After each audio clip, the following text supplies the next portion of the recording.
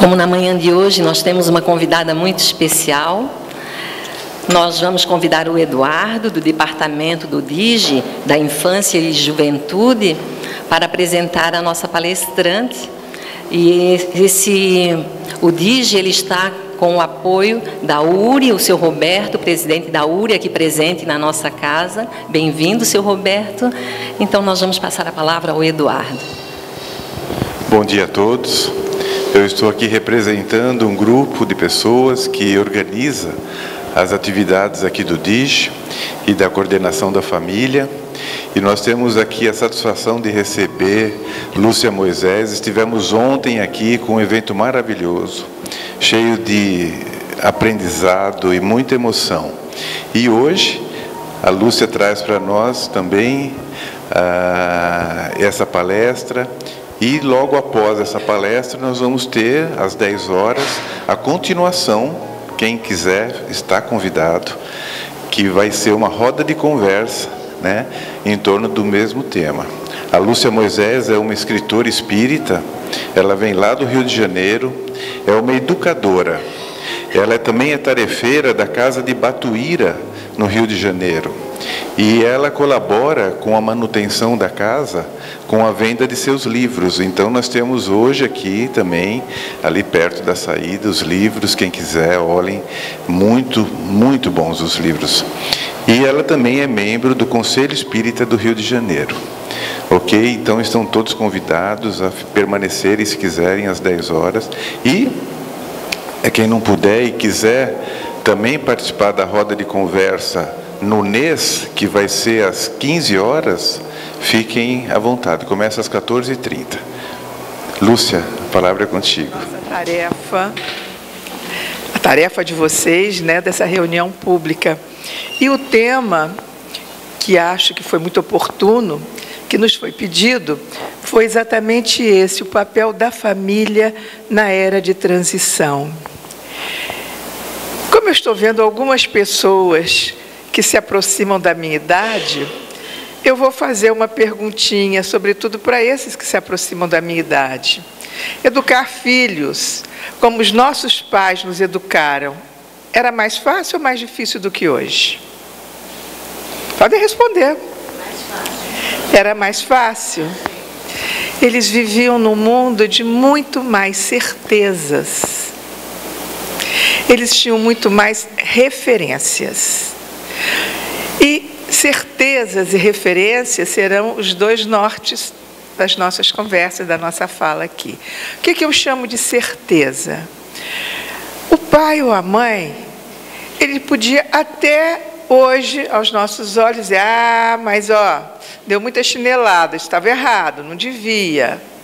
Mas eles faziam com absoluta certeza de que era para o nosso bem. Sem dúvida. Não era assim? As regras eram para ser seguidas. E nós conhecíamos as regras. Na minha casa tinha algumas regras que hoje eu fico olhando e digo, bom, tinha lógica. Éramos 7. Alguns bem pequenos, ou talvez 5, 6, à medida que eles foram nascendo, né? Os outros menores. Eu sou das mais velhas. Na minha cidade, eu sou de Cachoeiro de Itapemirim, havia uma fábrica de tecido que tocava às 4 horas da tarde. O apito soava na cidade inteira. Então, aquele apito era a hora de ir para casa para tomar banho. Hoje eu fico pensando, mas era cedo a beça, né? E o que a gente fazia? A gente desobedecia. A gente simplesmente não ouvia, ignorava. E aí nós tínhamos aquela pessoa que ajudou a mamãe a nos criar. Ela já ia com uma varinhazinha, parecendo uma varinha de guaxumba, é uma bobagem de uma varinha. Meninos, para casa, para casa. Claro que ela não batia, mas aquilo estava na hora, estava na hora, estava na hora, estava na hora. Por quê? Para dar banho em 7, gente. Isso devia terminar lá pelas 6 da tarde, né? Então, por mais que a gente diga, puxa, mas para quê? Era ordem, e a gente não feria a ordem. Criança não estuda de noite com luz. Luz, inclusive na época era luz muito fraca, faz mal aos olhos. Dever de casa se faz com sol. Ponto. Ponto final. E se alguém não tivesse feito o dever de casa, tinha que acordar mais cedo para dar conta, mas eu posso fazer de noite? Não, não se faz com luz. Ponto.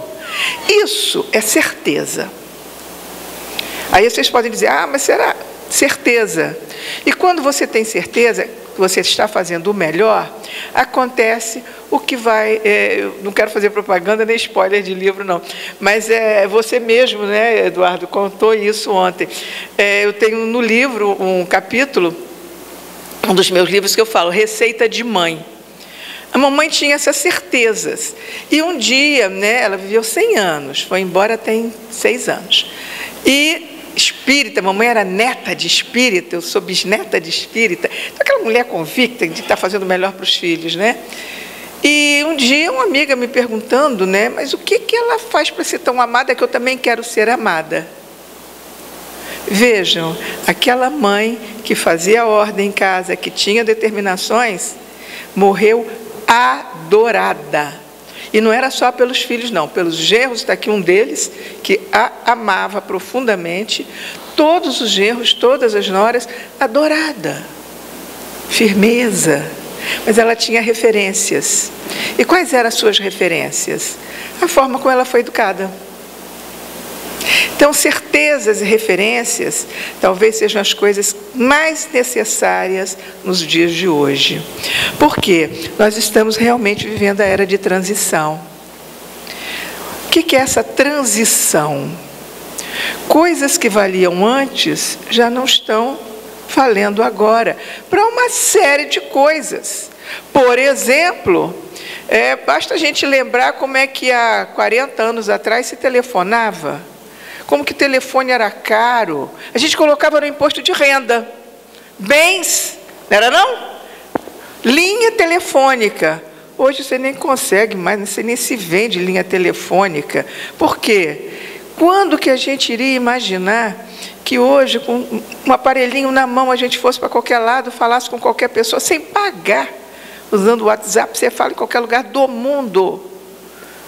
Isso é transição. Aquilo que valia antes não vale agora, aquilo é completamente diferente, né? Então, é disso que nós vamos falar, dessas certezas e desse mundo, que aparentemente é um mundo que nos apresenta assim, né? Com muita tecnologia, um mundo todo conectado, onde as coisas se passam no estalar de dedos, a gente consegue fazer tudo, qualquer movimento em relação ao comércio, ao trabalho, à informação, está tudo ali, ao estalar de dedos. E parece, e a gente não tem dúvida, que é a lei do progresso se fazendo. Que maravilha que nós estamos aqui agora. Isso é uma maravilha. Você poder assistir ao nascimento de um neto na China. Conhecemos pessoas que têm famílias na China e que acompanham através do telefone que alguém está filmando, né, o neto nascendo aqui no Brasil, ela está daqui acompanhando. Isso é uma maravilha. No entanto, a gente sabe que nem sempre o que está em torno dessa maravilha tecnológica é muito positivo. Então, nós temos vários assuntos que a gente pode tratar, eu vou tentar dar uma pinceladinha em cada um deles, e a ver exatamente com isso, né? Então, essa frase é uma frase que quem trabalha com redes sociais conhece. Se você não está nas redes sociais, não está em lugar nenhum. Quem falou isso foi um grande sociólogo, Zygmunt Bauman, nós ainda vamos voltar a ele, e que são aqueles que fazem análise. Por quê? Hoje, o grande nicho onde as pessoas se reúnem, que todo mundo quer ser visto, são as redes sociais. Os grandes nichos são as redes sociais. Então, nós temos aí um apelo fortíssimo e que tem consequências as mais variadas, positivas e negativas. Vamos voltar depois. E aqui nessa foto o que a gente vê é um jovem aparentemente em conflito. Por quê? Nem sempre esse apelo das redes sociais vai trazer a felicidade, aí entre aspas, né, que se imagina. Por exemplo, existem pesquisas que provam que, dependendo do motivo, as redes sociais podem levar até a suicídio, depressão. Por quê? Pessoas que são muito bem sucedidas socialmente e que vão para as redes sociais para continuar fazendo os seus trabalhos, seu contato com aquelas pessoas que gostam dela, isso daí é um sucesso, isso é uma maravilha.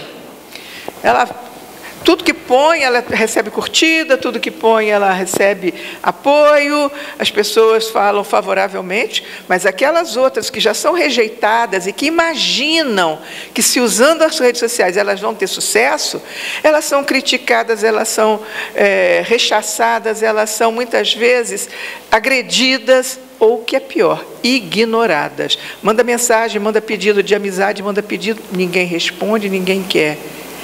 Então, os estudos apontam, quanto mais tempo se passa esse tipo de pessoa nas redes sociais, mais prejudica o seu bem-estar psicológico. E se a pessoa já tiver algum tipo de comprometimento, eu não estou generalizando, tá? Se ela já tiver uma pessoa que já for ter com tendência à depressão, isso é fator desencadeante de depressão, e a gente sabe que a depressão é a principal causa de suicídio. E hoje nós sabemos, é uma outra linha de trabalho que eu sempre venho falando, tenho feito inúmeras palestras sobre isso. Depressão e suicídio na juventude.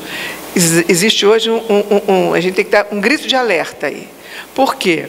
Nós estamos vivendo um momento em que o suicídio é a segunda causa de morte entre os jovens de 15 a 29 anos. O que é que vocês estavam pensando da vida com 15, 16, 17, 19, 20 anos? Em se matar? Ou estava abrindo uma estrada em relação ao futuro? O que a gente sabe é que realmente estava abrindo uma estrada em relação ao futuro. E hoje, a situação nesse mundo de transformação está tão estranho que gente que devia estar com horizonte aberto está lutando com muitas dificuldades. Então, aqui a gente tem apenas uma imagem, né, do que havia e como é que nós hoje estamos em profundas transformações, inclusive ali com a família, que se reunia, que se conhecia, que estava junto, e hoje nós temos grandes mudanças, fazendo com que o mundo seja muito menor. Então, quando a gente fala de incertezas, não quero generalizar. De novo, a gente não quer generalizar porque a gente vive em casa espírita que tem um movimento de juventude muito bonito e que não entra muito nesse perfil. Mas, de um modo geral, o que a gente vê na sociedade é um mundo caracterizado por essas incertezas que nós falamos e que levam muito a medo, sobretudo naqueles centros maiores, os centros que estão vivendo momentos de muita violência. Então, nós temos assim um medo generalizado entre a juventude. E eu quero lembrar que esse medo não é só típico aqui de Brasil. Nós temos aqueles países onde tem um número enorme de refugiados, que tem jovens, que tem crianças, que também vivem com muito medo. Nós temos lugares que não tem o que comer, que também gera muito medo.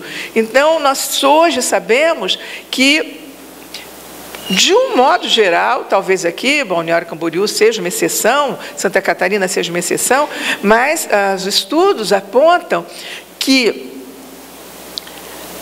desde da Segunda Guerra Mundial, do final da Segunda Guerra Mundial, a regra era a geração seguinte ultrapassar a geração anterior, do ponto de vista econômico, do ponto de vista social, do ponto de vista das suas realizações profissionais.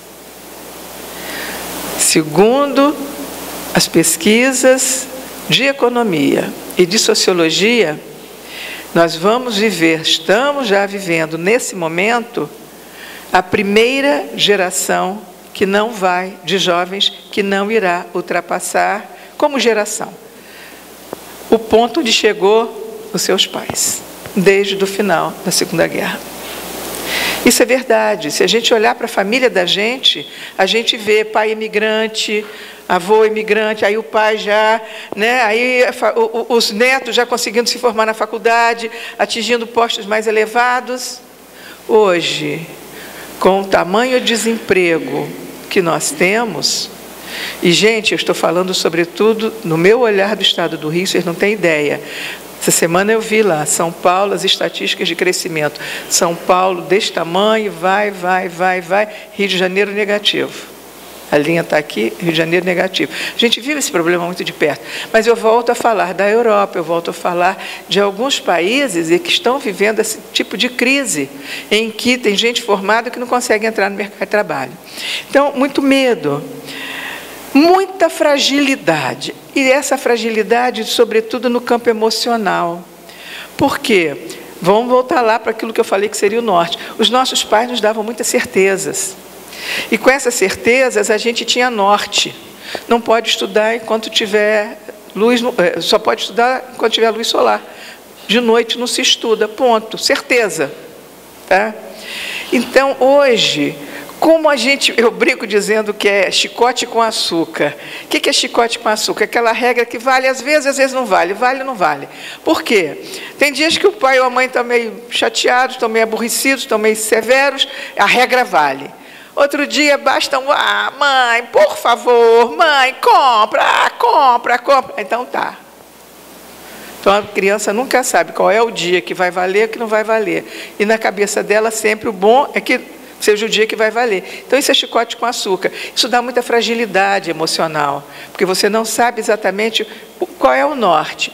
Mas eu quero falar das fragilidades emocionais em relação a casamento, a relações afetivas, e que a gente vê uma quantidade absurda de jovens que casam e descasam, casam de novo.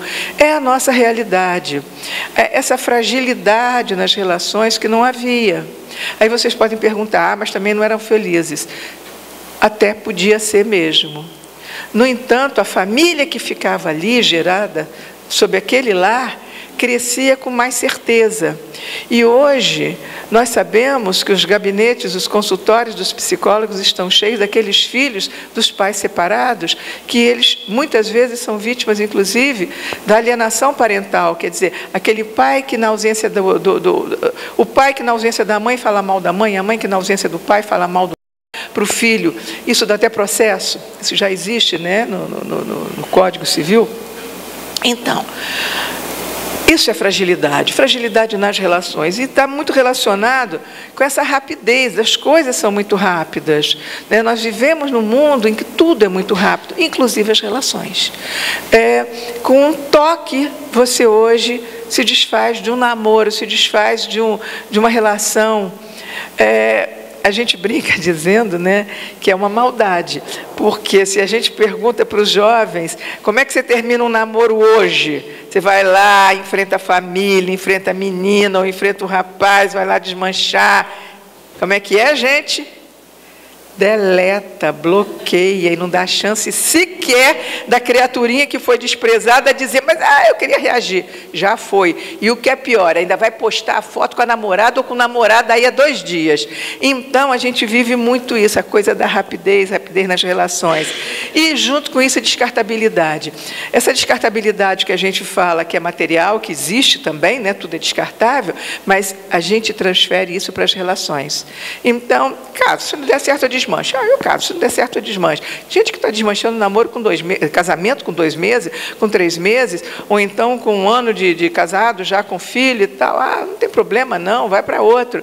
Então, essa descartabilidade também é uma das características dessa nossa falta de referência, dessas nossas incertezas. Não era bem isso, eu quero outra coisa, e não vou perder tempo não, que a fila anda. A frase que a gente ouve muito é assim, não, a fila anda, eu quero ser feliz, eu não vou ficar nisso. Um excesso de consumo, consumismo, que é a nossa cruel realidade, porque o planeta já não comporta aquilo que a gente consome.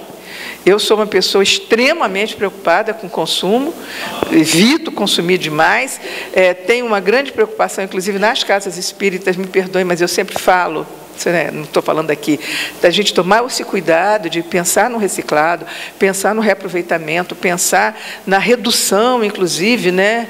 Eu sou incapaz de beber uma água que eu não torça ali a garrafa para ir menor para o lixo, que é menos um caminhão para carregar, né? Então, é menos saco menor. Então, a gente vive esse momento de um excesso de consumo que faz com que as pessoas se preocupem muito com o ter. O nosso valor passa a ser aquilo que você retém, aquilo que você tem. Quando, na verdade, a hora que a gente sair da Terra, nada disso conta. Só a única coisa que conta é aquilo que a gente é, aquilo que a gente fez.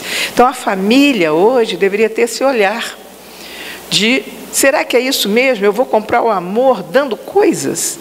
É por aí que vai? É assim que eu conquisto? É isso que eu estou... Esse espírito que veio para minha mão veio para isso? Para eu dar coisas, dar coisas, dar coisas? Isso é compensação. Quando eu estou dando coisa demais, talvez eu esteja deixando de dar aquilo que é essencial para ele, que é o amor, que é a atenção, que é o cuidado, que é talvez até a punição. Punição faz parte da vida. Explicar para a criança que a vida é difícil. Eu tenho certeza que essa quantidade absurda de jovens que estão se matando, faltaram a ele resiliência.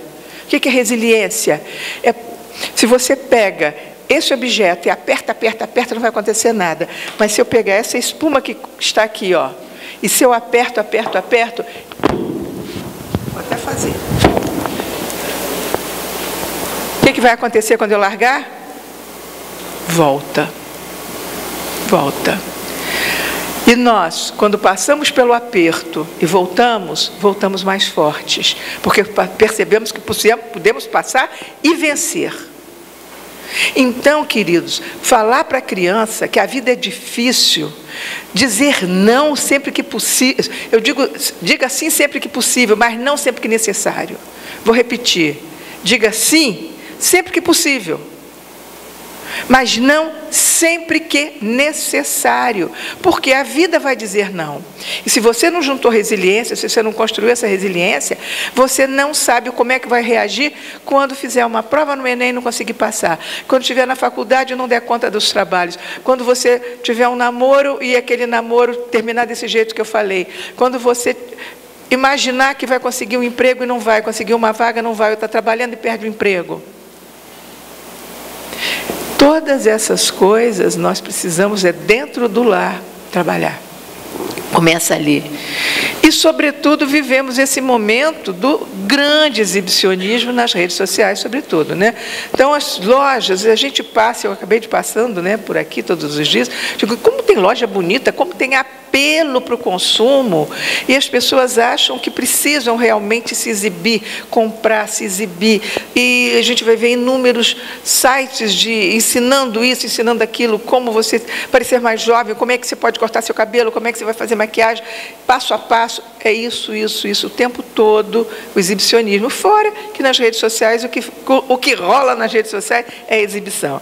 Então, nós temos que lembrar que somos todos afetados, todos nós somos afetados. Então, a criança, a família, o evangelizador, o jovem, todos nós somos afetados por todas essas transformações que aí estão. E para entender o momento atual, a gente vem a Kardec, que ele diz que, na época dele, ele vai dizer isso na Gênese, lá no final. Na final da Gênese, já um dos seus últimos livros, né? O seu último livro. A época atual é de transição. Os elementos das duas gerações se confundem. Vou repetir. A época atual é de transição. Os elementos das duas gerações se confundem. Assistimos a partida de uma e a chegada de outra, já se assinalando cada uma no mundo pelas características que lhes são peculiares. Kardec falando isso para a gente. Na época dele. Elas se confundem porque está chegando uma, saindo outra, chegando uma, saindo outra, elas estão por aí.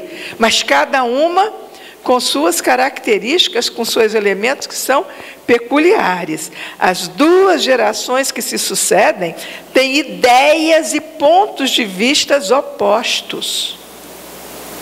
Então, vejam, ele vai dizer para a gente que está chegando gente que vem com um pensamento muito diferente.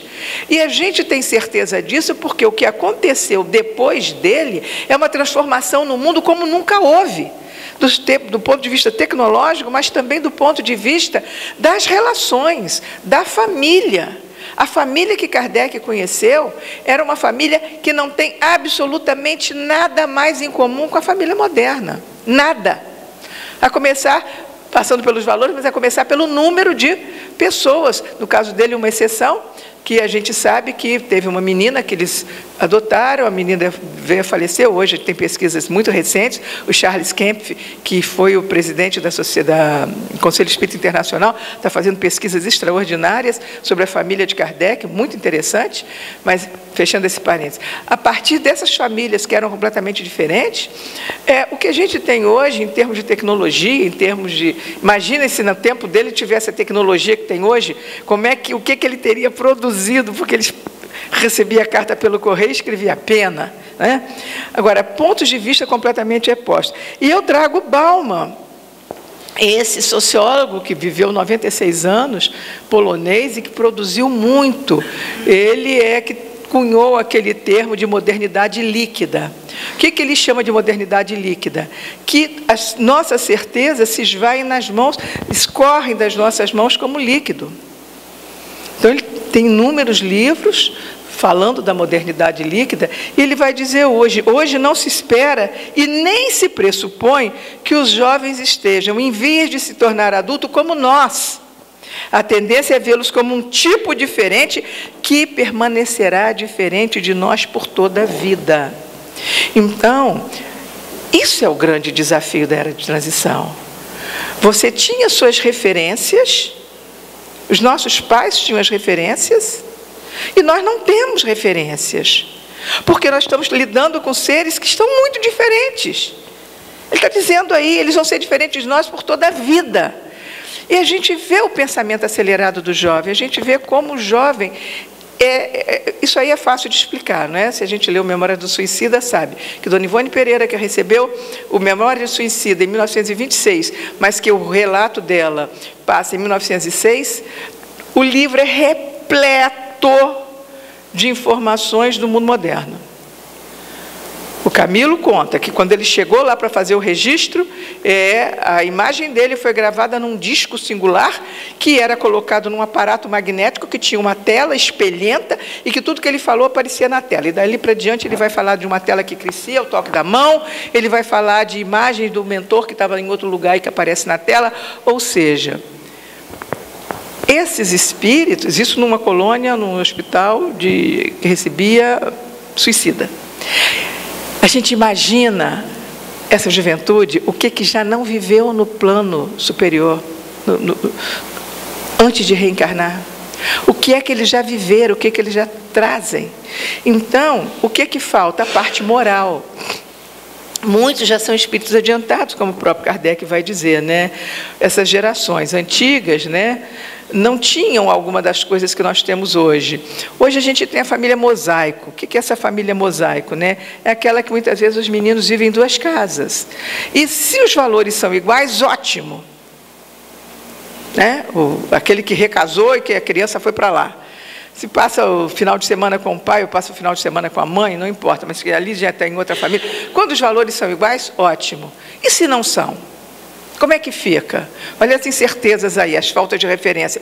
Numa casa vale uma coisa, na outra casa vale outra, né? É uma escola completamente diferente, que a gente tem certeza que vai chegar a isso, daquela escola que nós conhecemos, né? Um mundo absurdamente tecnológico, com essa geração que entende tudo, que sabe, que tem a maior facilidade.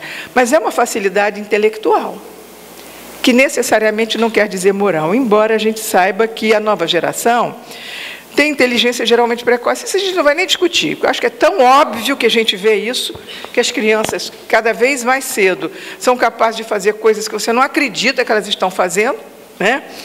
Sentimento inato do bem, a gente tem experiências de crianças que se condoem muito com a dor do próximo, com a dor do outro. Nós temos inúmeros exemplos de crianças que não entendem por que tem gente na rua, por que tem gente mendigando, que perguntam para os pais, cadê a família deles? na evangelização a gente ouve muito relato disso. Essas crianças que estão ficando muito impressionadas com as notícias que vêm na televisão, nas coisas que vêm, mas ninguém vai fazer nada. É assim mesmo, você não vai tomar conta disso, alguém tem que ver alguma coisa. Então a gente percebe isso, o sentimento inato do bem. Algumas já trazem crenças espiritualistas, no sentido de dizer de onde eu vim, onde é que eu estava, acredito em Jesus. Crianças que têm um apego muito grande a Jesus, eu até gosto muito de contar de algumas crianças que a gente conhece e que tem Jesus mesmo assim presentes. Eu me lembro muito de uma garotinha que o pai desencarnou quando ela tinha 3 anos, e dali para diante o grande ídolo dela era Jesus. Por quê? Cadê papai? Papai foi ficar com Jesus. Então Jesus, Jesus, Jesus para tudo, era uma intimidade com Jesus, que a gente diz, isso realmente são essas crianças que muitas vezes trazem mesmo algumas dessas coisas. E aí ele vai dizer que não se constituirá somente de espíritos eminentemente superiores. Isso a gente também tem que tomar cuidado. Por quê? A gente não pode generalizar o fato de uma criança pegar um aparelho e dominar um aparelho, achar que por isso ela é um espírito superior. A gente tem visto pais dizendo exatamente isso. Você precisa ver, isso daí deve ter sido índigo, a gente sabe que, né? É o cristal, é o índigo, porque ele é uma coisa extraordinária. Calma, não é nada disso não.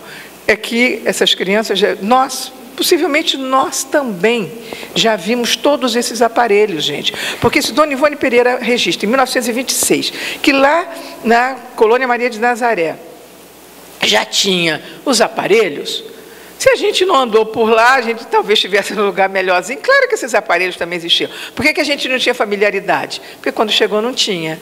Como essas crianças chegam e têm, elas só reconectam aquilo que elas já reconectavam. Mas isso não quer dizer necessariamente que seja um espírito superior, né? No entanto, o que Kardec vai nos alertar? São espíritos que já progrediram, claro, que estão cada vez voltando, aprendendo, voltando, cada vez que volta, tem sempre a lei do progresso se fazendo, de um modo geral, e se acham predispostas a assimilar as ideias progressistas. E aí é que está o nó da questão. Por quê? Se Kardec vai nos dizer isso, que essas crianças já estão predispostas a assimilar, vamos pensar no seguinte: ela veio, ela foi preparada, ela está lá no plano espiritual, sendo conduzida, sendo preparada para reencarnar, para ajudar o progresso. E chega aqui, cai numa família que é avessa a tudo isso espiritual e que vai entrar na bebida, que vai entrar na sensualidade exagerada, é aquela família que vai vestir a menina de um jeito bem sensual, que a própria família, a própria mãe anda de um jeito bem sensual. Pessoas que são ligadas a vícios, pessoas que são ligadas à maledicência, a coisa ruim, a mais insensíveis, pessoas que estão muito preocupadas com o hedonismo, ter prazer o tempo todo, pessoas que não estão querendo se doar para os filhos. Primeiro eu tenho que me cuidar, eu gosto de mim, a academia não tem tempo para nada, mal ver filho, é o tempo todo nos seus aparelhos. Então, serão espíritos que já progrediram e se acham predispostos a assimilar ideias progressistas. Aonde que eles vão assimilar essas ideias progressistas? De quem? Como é que assimila? Então, veja, aqui nós temos uma resposta. Quando você leva um filho para a casa espírita, quando você leva para a evangelização, você está dando a ele uma estrada, um caminho, abrindo um leque de possibilidades para ele trabalhar aquelas suas crenças espiritualistas que ele traz de uma forma inata. Você está dando a ele chance de assimilar ideias do bem, ideias que vão ajudar o progresso da humanidade, porque você vai falar daquelas coisas que o mundo muitas vezes não fala. Daí a importância da gente trazer a criança para a casa espírita. É fundamental. É o momento, aquela horinha, 2 horas, 1 hora, em que você apresenta para ela alguma coisa que vai fazer a tomada com aquilo que ela deixou lá. Opa, Isso aqui eu já trago no meu espírito, eu estou respondendo aquilo que eu já vi lá. Ao contrário de outras pessoas que colocam a tomada naquilo que ela foi preparada para esquecer. Então, isso é uma das coisas importantes que a gente tem.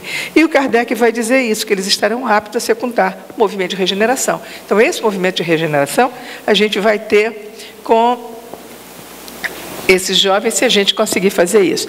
E eu estava falando sobre o mundo dos jovens, que aparentemente é um mundo da conquista nessa hora, e, no entanto, a gente sabe que nem sempre é assim, que existem muitas dúvidas, muitas interrogações sobre futuro profissional, sobre carreira, sobre estabilidade financeira, sobre os relacionamentos afetivos, pertencimento, que é uma coisa importante. Agora, a coisa mais fundamental é isso, o sentido existencial.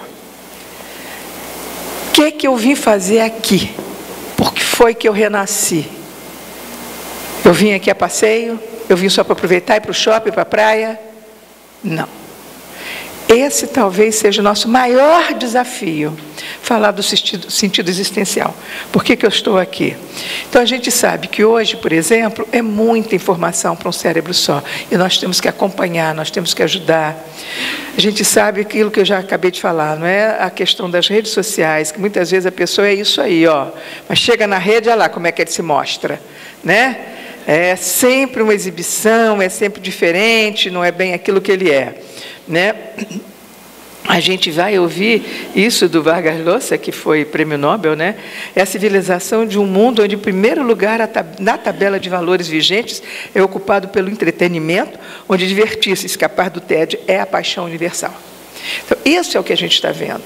A paixão pela civilização do espetáculo. É só diversão, é só diversão. E, na verdade, a gente não reencarna para isso. Nós, adultos, é que temos que estar alertas para isso, porque eles estão vivendo essa civilização da diversão.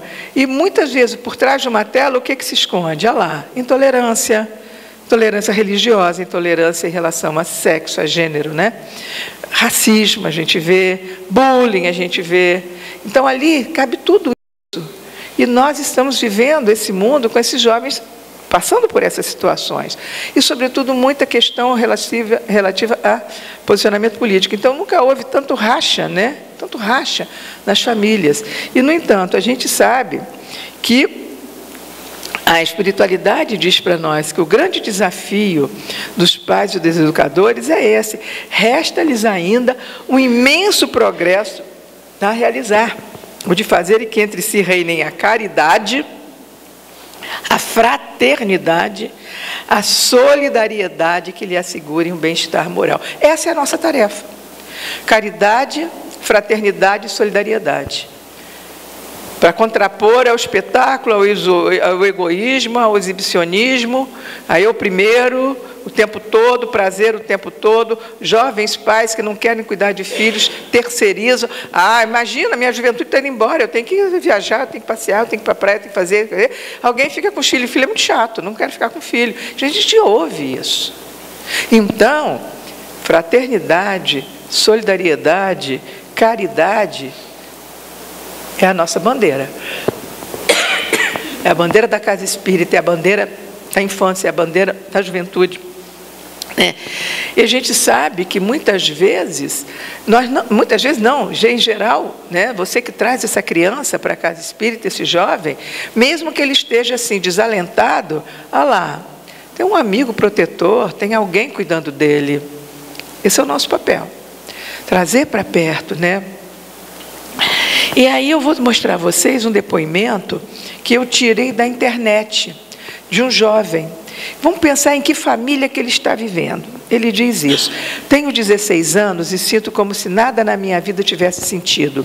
Eu não acho graça em ter amigos, em rir com eles, sair ao cinema, me dedicar aos estudos. Minha família vive em muitos conflitos. Sempre tem discussão por coisas inúteis.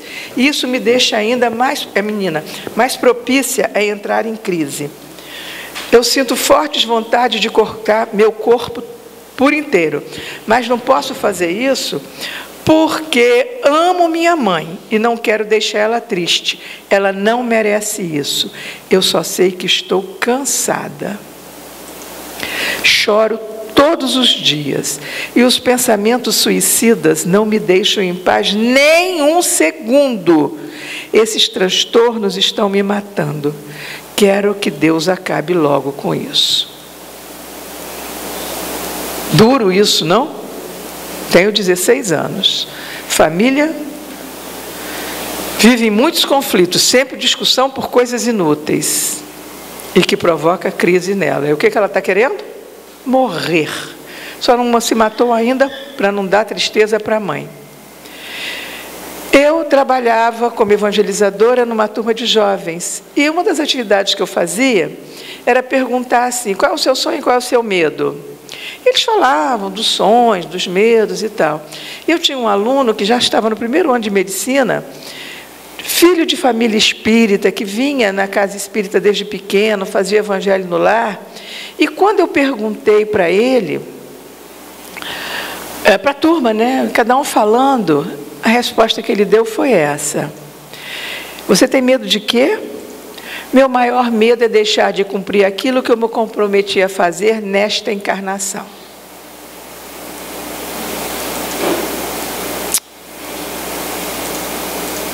Opa!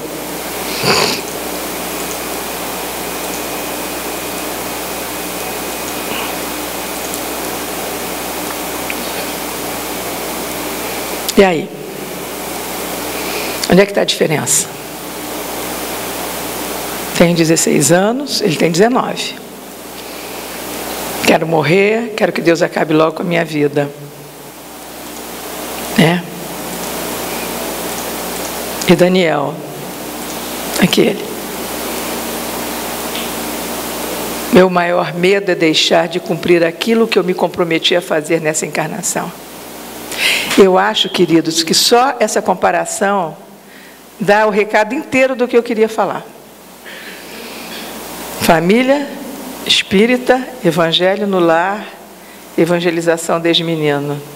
Aos 19 anos, e Daniel já se formou. E às vezes que eu encontro com ele, eu pergunto: e aí, querido, como é que está? Ai, Lúcia, graças a Deus eu escolhi a profissão que me permite dar conta daquilo que eu vim fazer. Porque ele sabe que isso ficou até em livro. Eu digo: Daniel, você sabe, ele me deu a foto, né? Isso já depois de formado. Já casou, continua uma vida linda. Gente, é necessário mandar as crianças para a evangelização.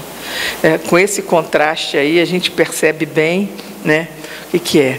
E aí a gente mostra que existe uma multidão hoje de pessoas. Quem são essas pessoas? Somos nós. A geração que conheceu um mundo diferente do mundo de hoje. Por que é que nós estamos aqui agora? Por que é que a gente não esperou para nascer daqui a 50 anos? Por que é que os nossos pais, nossos avós vieram na época da certeza e das referências? Será que nós não temos nenhum compromisso com essa geração que está aqui? Será que antes da gente reencarnar, a gente pediu a Deus a oportunidade de estar aqui ajudando? Porque a gente conheceu os dois mundos, a gente conheceu aquela família que dizia para a gente: é assim, é assim, é assim. Se não fizer, tem castigo. E o castigo vinha, independente de criticar se era bom ou não. Que mostrava para a gente que a comida que vinha para a mesa é porque o papai dava muito duro. Será que nós não temos um papel? Será que a gente não admitiu?